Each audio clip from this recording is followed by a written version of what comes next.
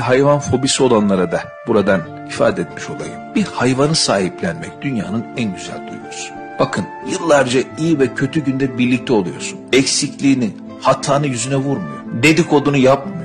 Dostluğunu paylaşıyor. Yalnızlık duygunu gideriyor. Oyunlarıyla dertlerini unutturuyor. Moralin bozukken yaptığı birkaç hareketi sayesinde neşeleniyorsun.